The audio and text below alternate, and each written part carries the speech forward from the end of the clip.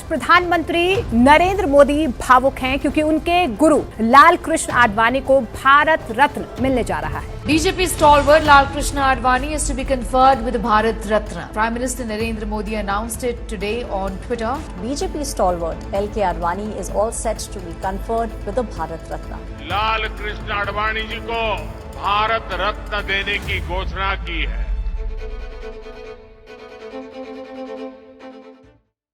India का highest civilian award, जिन्हें भी ये अवार्ड मिलता है वो सही मानों में तो ज्वेल ऑफ इंडिया बन जाते हैं। Sachin Tendulkar, mother Teresa, Lata Mangeshkar, BR Ambedkar साहब, 1954 से लेके अब तक ये अवार्ड सिर्फ 48 लोगों को मिला है।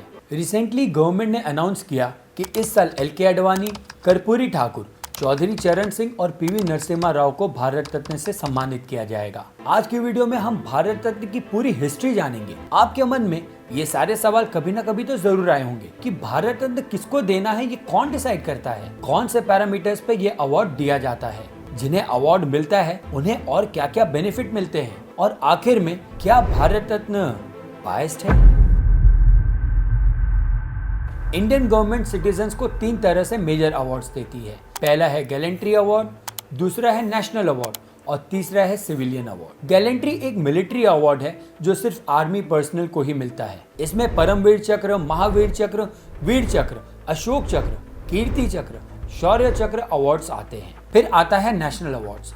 ये award government sports, cinema, literature category में देती है। इसमें दादा साहेब फाल्के अवार्ड आता है, Indira Gandhi prize for peace and development award आता है, गांधी पीस प्राइज, भारतीय जनपद अवार्ड, साहित्य अकेडमी अवार्ड आते हैं। इसके बाद आता है सिविलियन अवार्ड। गवर्नमेंट ये अवार्ड किसी भी सिटीजन को उसके फील्ड में एक्सीलेंस वर्क के लिए ही देती है। इसमें भारत रत्न, पद्म विभूषण, पद्म भूषण और पद्मश्री आते हैं। इन चारों अवार्ड में से नंबर 1 पर आता है भारत रत्न, इसलिए इसे हाईएस्ट सिविलियन अवार्ड भी कहते हैं। भारत रत्न ईयर 1954 में स्टार्ट हुआ था। तब यह अवार्ड सिर्फ आर्ट्स, लिटरेचर, साइंस और पब्लिक सर्विस की ही कैटेगरी में दिया जाता था, लेकिन 2011 में अवार्ड का स्कोप बढ़ाकर any field of human Endeavour में कर दिया गया। अगर हम भारत रत्न के पहले विनर्स की बात करें तो ईयर 1954 में सिर्फ 3 लोगों को ही भारत रत्न से सम्मानित किया गया था। पहले थे सर्वपल्ली राधाकृष्णन, जिनके ट्रिब्यूट पे हम टीचर्स डे मनाते हैं, और दूसरे थे sir CV Raman,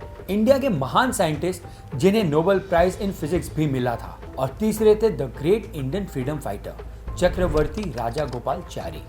Bharat Ratna citizen के जीवन काल या मृत्यु काल के बाद भी मिल सकता है। इंडिया के former prime minister Lal Bahadur Shastri को सबसे पहले भारत रत्न उनके मृत्यु के बाद ही दिया गया था। ये award India as well as non Indian किसी को भी दिया जा सकता है। पाकिस्तान के खान अब्दुल गफार खान और साउथ अफ्रीका के फॉर्मर प्रेसिडेंट नेल्सन मंडेला, ये 2 नॉन इंडियन हैं जिन्हें भारत रत्न से सम्मानित किया गया है। वैसे तो भारत रत्न अवार्ड विनर्स को कोई मॉनेटरी ग्रांट नहीं मिलता, लेकिन गवर्नमेंट की तरफ से उन्हें और दूसरे बेनिफिट्स मिलते हैं, जैसे कि एयर इंडिया की free first class ticket, diplomatic passport जो गवर्नमेंट के कुछ हायर रैंक ऑफिशियल्स को ही मिलता है, प्राइम मिनिस्टर की सैलरी का 50% पेंशन अमाउंट, इंडिया और इंडिया के बाहर VVIP ट्रीटमेंट, पुलिस फोर्स की तरफ से वाई से भी ऊपर कैटेगरी की security.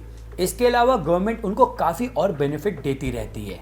Bharat Ratna award winners Indian order of presidency में 7A की रैंक पे आते हैं। दोस्तों, ऑर्डर ऑफ प्रेसिडेंसी एक लिस्ट होती है जिसमें Indian functionaries, diplomats and government officials को लिस्ट किया जाता है। इसमें पहले नंबर पर आते हैं प्रेसिडेंट ऑफ इंडिया, दूसरे आते हैं वाइस प्रेसिडेंट ऑफ इंडिया, तीसरे पे आते हैं prime minister and so on. इस लिस्ट के 7वें नंबर पर आते हैं होल्डर्स ऑफ भारत रत्न। इससे आप अंदाजा लगा सकते हैं कि ये कितना बड़ा सम्मान है। अगर हम मिनिस्ट्री ऑफ होम अफेयर की ऑफिशियल वेबसाइट को देखें तो यहाँ लिखा है कि awarded Bharat Ratna by the president, लेकिन प्रेसिडेंट तो बस एक नॉमिनल हेड है जो सिर्फ अवार्ड हैंड ओवर करती है। एक्चुअल में अवार्ड किसी को देना है तो वो डिसाइड करते हैं प्राइम मिनिस्टर। और भारत रत्न के अवार्ड के पैरामीटर्स की बात करें तो बस इतना ही लिखा है कि कोई भी इंसान जो अपने किसी भी पर्टिकुलर फील्ड में हाईएस्ट ऑर्डर का कोई एक्सेप्शनल काम किया हो वो भारत रत्न के लिए एलिजिबल है। ये काफी ब्रॉड क्राइटेरिया है, यानी देखा जाए तो प्राइम मिनिस्टर प्रैक्टिकली किसी को भी भारत रत्न दे सकती है। पहले हैं इंडिया के 9th prime minister PV Narasimha Rao. South India के non Hindi speaking state Andhra Pradesh से आने वाले ये पहले प्राइम मिनिस्टर थे 1991 से 1996 के एक छोटे से टेन्योर में इन्होंने इंडिया की इकोनॉमी ही बदल दी। इनके ही प्राइम मिनिस्टरियलशिप में 1991 का हिस्टोरिक रिफॉर्म आया था और तब से इन्हें the father of economic reform in India भी कहा जाता है। दूसरे हैं इंडिया के 5th प्राइम मिनिस्टर चौधरी चरण सिंह, जिनके टेन्योर में हिस्टोरिक ग्रीन रेवोल्यूशन आया था। चौधरी चरण सिंह जी फार्मर्स के बारे में बहुत सोचते थे। इन्होंने एक बार ये तक कह दिया था कि हमारे एग्रीकल्चर डिपार्टमेंट में ऐसे ऑफिसर हैं जिन्हें बार्ली प्लांट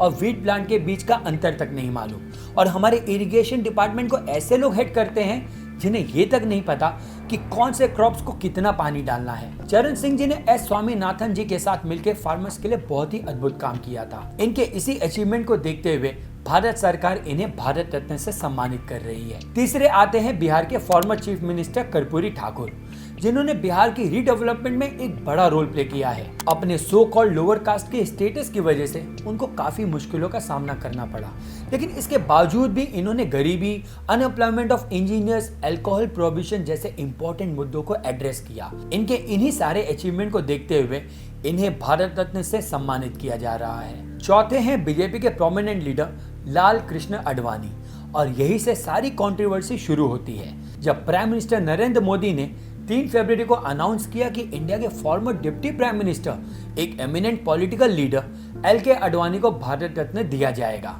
आज भारतीय जनता पार्टी के हर एक कार्यकर्ता के लिए भी गर्व और गौरव का दिन है। आप सबको ये खुशखबरी मिल चुकी है कि आज देश ने हम सबके आदरणीय नेता लाल कृष्ण आडवाणी जी को भारत रत्न देने की घोषणा की है। LK आडवाणी से पहले मोदी जी ने बिहार के former chief minister Karpoori Thakur को भी भारत रत्न देने का फैसला सुनाया था। देश ने एक बड़ा निर्णय लिया है। ये निर्णय है जननायक कर्पूरी ठाकुर जी को भारत रत्न देने का। अब डिबेट कर्पूरी ठाकुर या किसी और के नाम पर नहीं हो रही है, बल्कि LK आडवाणी को लेकर हो रही है, क्योंकि आडवाणी जी के बीजेपी के एक प्रोमिनेंट लीडर हैं। राम मंदिर मूवमेंट में भी उनका बड़ा हाथ था, और जब से बीजेपी बनी है तब से ये बीजेपी के साथ है, बल्कि बीजेपी पार्टी बनाने में इनका बड़ा रोल था। अब मोदी जी का इनको भारत रत्न देना कितना सही है? ऑपोजिशन लीडर्स भी इस पे सवाल उठा रहे हैं। LK आडवाणी जी को भारत रत्न देने से ऑपोजिशन लीडर्स ज्यादा खुश नहीं है। अखिलेश यादव का ये कहना है कि ये बीजेपी की वोट बैंक पॉलिसी है। RJD MP मनोज झा का कहना है कि मंदिर मस्जिद विवाद के जनक थे आडवाणी जी।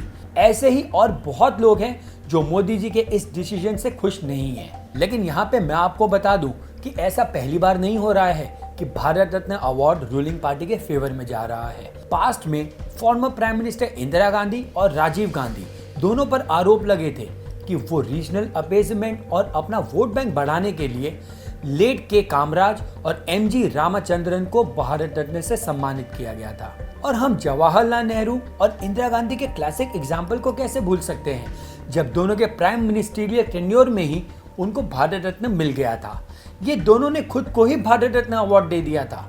अब ऐसे एग्जाम्पल से तो हमें अंदाजा मिल ही जाता है कि भारत रत्न किसको देना चाहिए वो बहुत हद तक रूलिंग गवर्नमेंट के हाथ में ही रहता है।